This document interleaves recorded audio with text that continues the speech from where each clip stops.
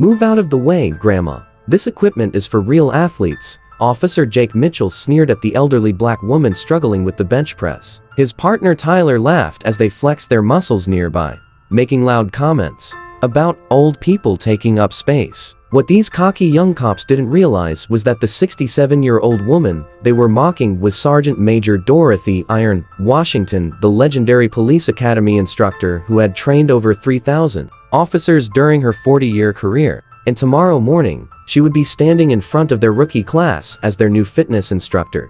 If you believe that respect should be earned through character, not age or appearance, hit that subscribe button right now and tell us where you're watching from, because this story will show you why you should never underestimate the power of experience. The Iron's Edge Fitness Center was packed with the usual evening crowd. Located just 15 minutes from the Metro Police Academy, it had become the preferred gym for law enforcement officers, both active and retired. The sound of clanking weights, mixed with treadmill hums and occasional grunts from serious lifters pushing their limits.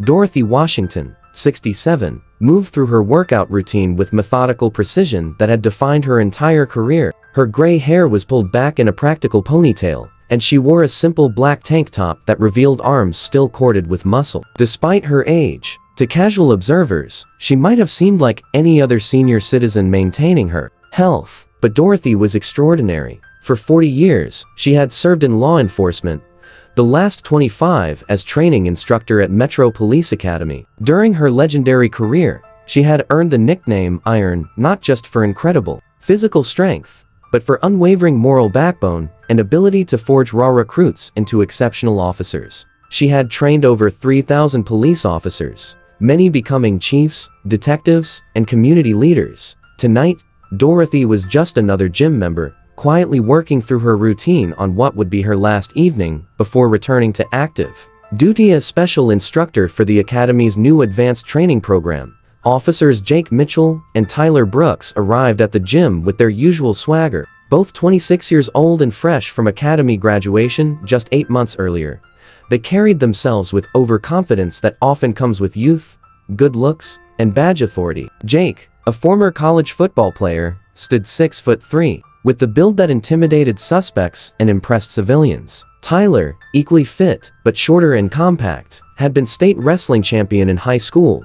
They noticed Dorothy immediately, though not for positive reasons. To them, she represented everything wrong with people their age: slow, weak, and taking valuable gym space that could be better used by real athletes, like themselves. "Check out Grandma over there," Jake muttered to Tyler as they claimed the squat rack near where Dorothy worked on her bench press routine. "Probably can't even lift the bar," Tyler snickered, deliberately raising his voice. "I don't understand why old people come to gyms like this. There are senior centers for a reason." Dorothy heard every word, of course. Her hearing was sharp as ever, and in 4 decades of law enforcement, she had developed acute awareness of her surroundings. She said nothing, simply continued her routine, adding weight to her bench press with steady, practiced movements. But Dorothy was doing more than exercising. She was observing, and what she saw from these 2 young officers deeply concerned her.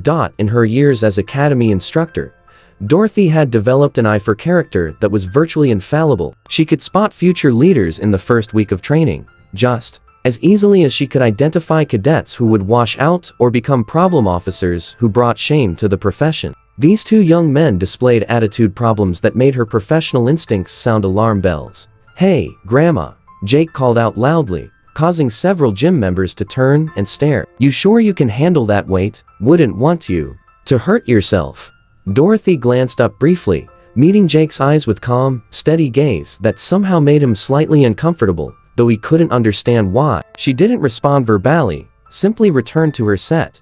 This lack of reaction seemed to embolden Tyler. "Maybe she's deaf too," he said to Jake, but loud enough for half the gym to hear. Old age gets everyone eventually. The gym members began noticing the harassment. A few shot disapproving looks at the 2 officers, while others moved away, uncomfortable with the brewing confrontation, but no one intervened. The 2 men were clearly police officers. Their academy-issued gym bags, and the way they carried themselves made that obvious, and most civilians were reluctant to challenge law enforcement, even when they behaved badly. Dorothy finished her bench press set and sat up slowly, movements deliberate and controlled. For just a moment, her eyes swept across the gym, taking inventory of who was watching, who was uncomfortable, and most importantly, how these two officers conducted themselves in public while representing their profession. She had seen this type before during her academy years. Young men who confused physical strength with real power, who mistook arrogance for confidence,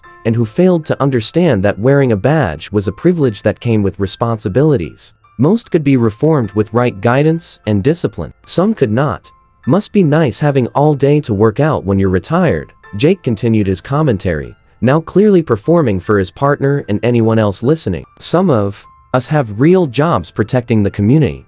Dorothy's jaw tightened almost imperceptibly. These weren't just random civilians making thoughtless comments. These were police officers, her colleagues, her profession, and they were representing law enforcement while displaying behavior that violated every principle she had spent her career instilling in recruits. She stood from the bench and walked calmly to the water fountain, movement still controlled, but now carrying subtle authority that Jake and Tyler were too arrogant to recognize. As she bent to drink, she made her decision. Tomorrow morning, these two officers would be among 36 cadets beginning the Academy's new Advanced Tactical Training Program, an elite course designed for officers wanting to qualify for special units like SWAT, detective divisions, or supervisory roles. Dorothy had been brought out of retirement specifically to lead the physical fitness component of this program, but what Jake and Tyler didn't know was that Dorothy's role extended far beyond physical training. As senior instructor, she would be evaluating each participant's character, professionalism, and suitability for advancement. Her recommendations could make or break careers.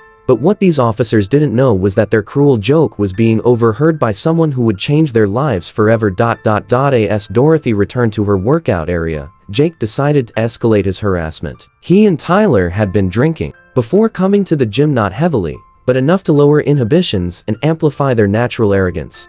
"You know what, Tyler," Jake said, his voice carrying clearly across the gym, "I bet I could outlift Grandma there with one arm tied behind my back." "Hell, I bet you could outlift her with both arms tied behind your back," Tyler replied, both laughing at their own wit.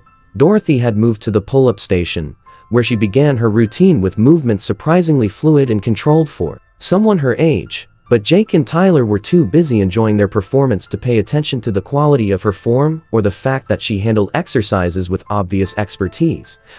"This is embarrassing," Jake announced to the gym in general. "When I'm that old, somebody better have the courtesy to shoot me before I start embarrassing myself in public." This comment finally pushed another gym member past his tolerance point. Marcus Rivera, a 45-year-old detective who had been working out quietly in the corner, set down his weights and walked over to the two officers. "Hey," Marcus said quietly, positioning himself between Jake and Dorothy. "That's enough. She's not bothering anyone. Leave her alone." Jake's expression immediately shifted to defensive aggression that poorly trained officers often displayed when challenged. "Excuse me, who are you to tell us what to do?" "I'm someone who knows how to show basic human decency," Marcus replied calmly, "and you two are making everyone here uncomfortable."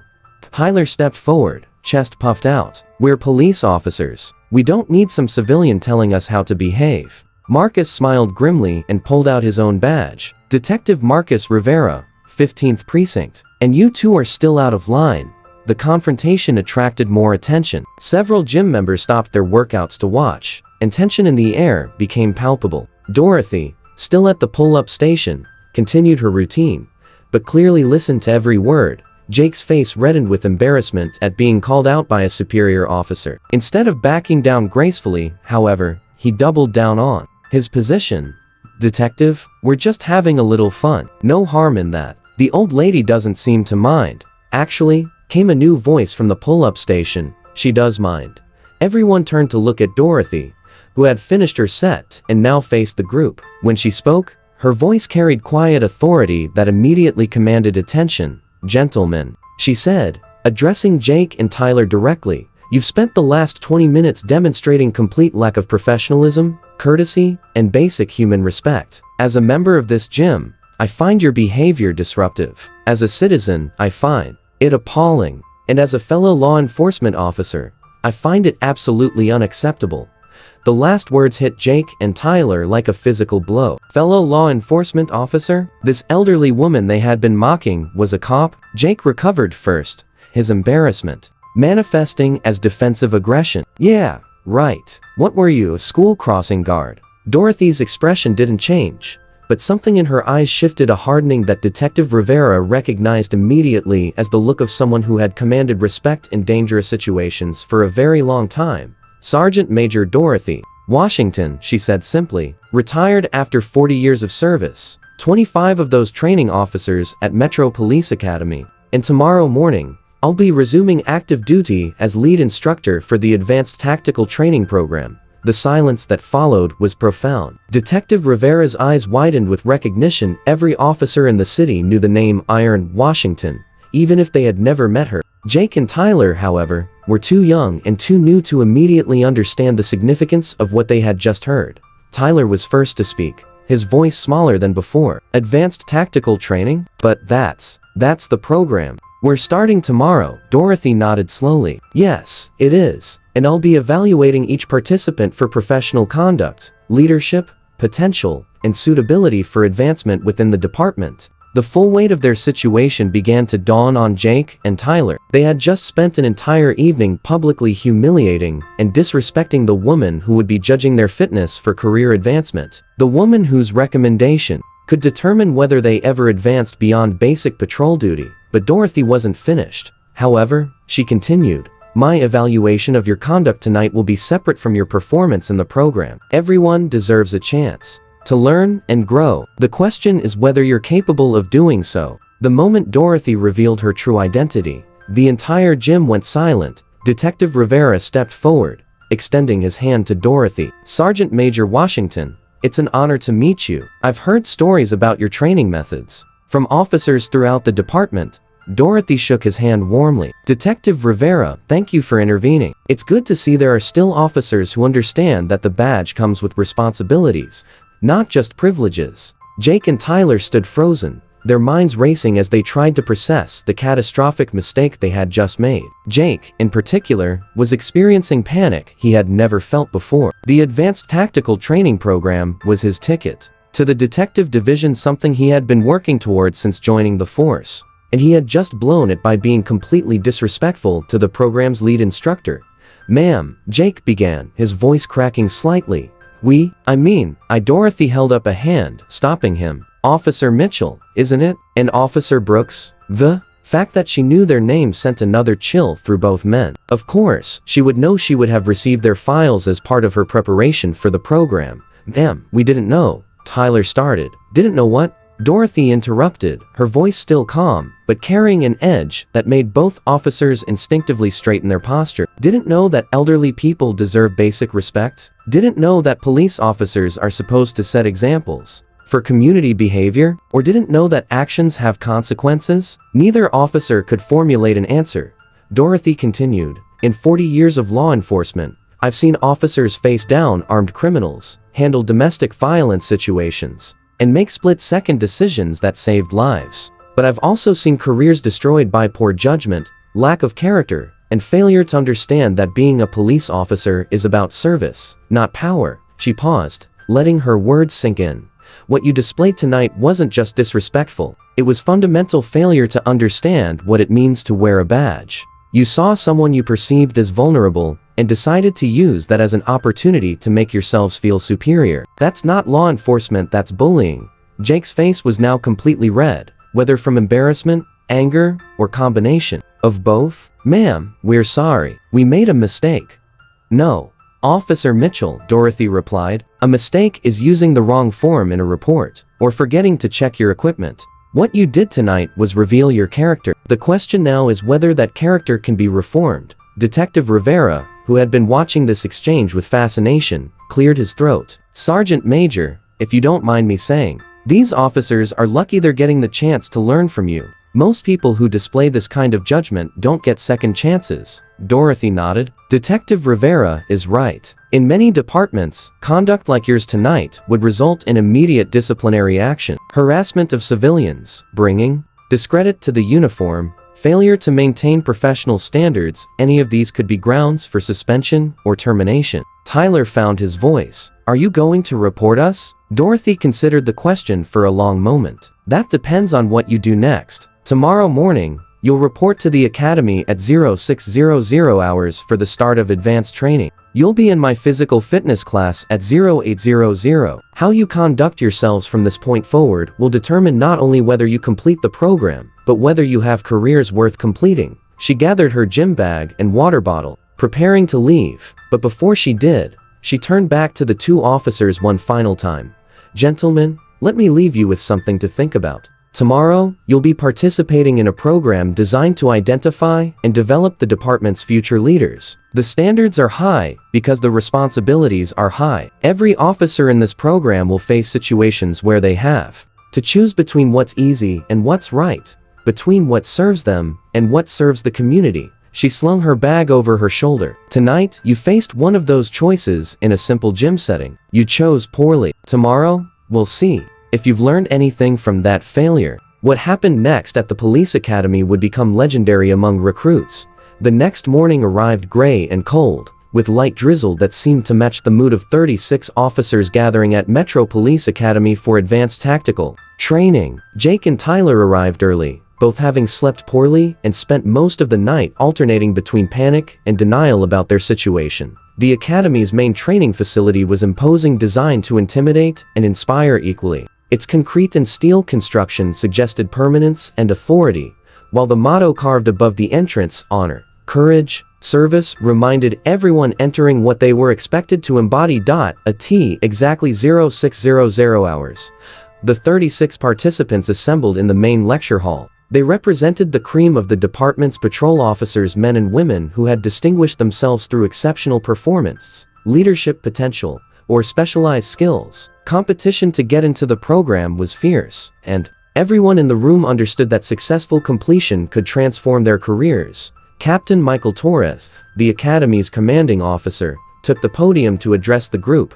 Ladies and gentlemen, welcome to Advanced Tactical Training. Over the next 12 weeks, you will be pushed to your limits physically, mentally, and professionally. This program has a 40% completion rate. Some of you will discover you don't have what it takes for advanced responsibilities. Others will find capabilities you didn't know you possessed. He paused, scanning the room with practiced eye of someone who had been evaluating officers for over 20 years. Your instructors for this program represent decades of experience in every aspect of law enforcement. They are here not just to teach you skills, but to evaluate your character, your judgment, and your fitness for leadership roles within this department. Their recommendations will follow you for the rest of your careers. Jake and Tyler exchanged glances, the captain's words hitting them like physical blows. Captain Torres continued, your lead instructor for physical fitness and tactical conditioning is someone many of you have heard of, but few have met. She has trained over 3,000 officers during her career, and her graduates include chiefs, commissioners, and federal agents. Please welcome Sergeant Major Dorothy Washington. The door at the side of the lecture hall opened, and Dorothy walked in wearing the crisp black uniform of an academy instructor. Her bearing was military precise, her expression professional but stern. She moved to the podium with confidence of someone who belonged there absolutely. When her eyes swept across the assembled officers, they lingered for just a moment on Jake and Tyler. Neither officer could read her expression, but both felt the weight of her attention like a physical force. Good morning, Dorothy said, her voice carrying easily through the room without need for amplification. For the next 12 weeks, I will be responsible for ensuring that each of you meets the physical and tactical standards required for advanced police work. But more than that, I will be evaluating whether you possess the character and judgment necessary for leadership positions. She stepped away from the podium, moving closer to the assembled officers. Some of you may have heard stories about my training methods. Let me clarify something. I am not here to break you down or humiliate you. I'm here to discover what you're made of and to help you become the best officers you're capable of being. However, that process requires absolute honesty about your capabilities, your limitations, and your commitment to the values of law enforcement. Her gaze swept the room again, and this time when it landed on Jake and Tyler, she paused deliberately. Excellence in law enforcement isn't just about physical ability or technical skill. It's about character. It's about how you treat people when you think no one is watching. It's about understanding that the badge you wear represents something bigger than yourself. Jake felt sweat beginning to form on his forehead, despite the cool temperature in the room. Dorothy continued, During this program, you will face challenges designed to test not just your skills, but your integrity. Some of those challenges may come in forms you don't expect, in places you don't anticipate. The question is whether you have the wisdom to recognize those tests and the character to pass them. At the conclusion of the opening assembly, officers were divided into groups for their first physical assessment. Dorothy had deliberately placed Jake and Tyler in separate groups, a tactical decision that forced each of them to face the consequences of their behavior without the support of their partnership. The physical assessment took place in the academy's gymnasium, a Spartan facility equipped with every piece of training equipment law enforcement officers might need. Dorothy observed each group carefully, noting not just their physical capabilities, but how they interacted with each other, how they responded to instruction, and most importantly, how they handled failure. Over the following weeks, Jake and Tyler threw themselves into the training program with intensity that surprised even Dorothy. The gym incident had served as a wake-up call, forcing both officers to confront aspects of their character they had never previously examined. Jake, in particular, underwent dramatic transformation. The arrogance and entitlement that had defined his early career were gradually replaced by humility and genuine respect for others. He began to understand that true strength came not from physical power or authority, but from the ability to lift others up rather than tear them down. Tyler's growth was different, but equally significant. He developed heightened awareness of his own biases and assumptions, learning to question his initial judgments about people and situations. His performance in de-escalation scenarios improved dramatically as he learned to see suspects and victims as complex human beings, rather than simple stereotypes. But Dorothy's lessons extended far beyond the two officers who had insulted her at the gym. Word of the incident had spread throughout the academy, and it became a teaching tool for discussing professional conduct, implicit bias, and the importance of treating every person with dignity and respect. 6 weeks into the program, Dorothy arranged for a special guest speaker, Detective Rivera, the officer who had intervened at the gym that night. He spoke to the class about the responsibility that comes with wearing a badge and the importance of remembering that they were always representing their profession, even when off duty. The badge doesn't come off when you leave work, Rivera told the assembled officers. You carry it with you everywhere you go, and people judge all of us based on how each of us behaves. That's a heavy responsibility, but it's also an honor. By the 10th week of the program, both Jake and Tyler had not only met the physical and tactical standards required for completion, but had emerged as informal leaders within their class. Their transformation had been so complete that other officers sought them out for advice and support during particularly challenging training exercises. On the final day of the program, Dorothy addressed the 22 officers who had successfully completed the course, a completion rate higher than usual, which she attributed to the heightened motivation that had resulted from the gym incident becoming a teaching moment for the entire class. Ladies and gentlemen, she said, you have successfully completed one of the most demanding training programs in law enforcement. You have proven that you possess the physical skills, tactical knowledge, and mental toughness required for advanced police work. But more importantly, you have demonstrated the character and judgment that our communities deserve from their police officers. She paused, her gaze finding Jake and Tyler in the group. Some of you came to this program believing you already knew what it meant to be a good officer. Others came understanding that you still had much to learn. Those who succeeded were the ones who remained open to growth, who were willing to confront their weaknesses, and who understood that true leadership is about service, not power. At the graduation ceremony, families and department officials gathered to celebrate the accomplishments of the 22 officers who had completed the program. Jake's parents, who had flown in from out of state, were amazed by the transformation they saw in their son. The cocky young man who had entered the program had been replaced by someone who carried himself with quiet confidence and genuine humility. 6 months later, both Jake and Tyler had been promoted to detective positions. Recognition of their excellent performance and their potential for leadership within the department. Both had distinguished themselves not just through their investigative skills, but through their ability to work with diverse communities and their reputation for treating everyone with dignity and respect. Dorothy, meanwhile, had been asked to develop a new curriculum for the academy focused on implicit bias, cultural sensitivity, and professional conduct. The program, which became known as the Iron Standard, was eventually adopted by police academies across the country. The gym incident had become legendary within law enforcement circles, not as a story of punishment and humiliation, but as an example of how real growth happens when people are forced to confront their own prejudices and choose between staying the same or becoming better. The lesson Dorothy Washington taught that night at the gym was simple but profound. Strength isn't about who you can intimidate or overpower. Real strength is about who you can protect, serve, and lift up. And that lesson, learned by two young officers in a gym, would echo through their careers and the lives of everyone they encountered, proving that sometimes the most powerful transformations begin with the humbling recognition that you have much to learn about what it truly means to serve and protect. Where are you watching this video from? Don't forget to leave a comment with your city. Remember, every comment is a voice, and every voice is a change. What about you? Have you ever encountered such an event or situation? Write a comment. We want to hear your story.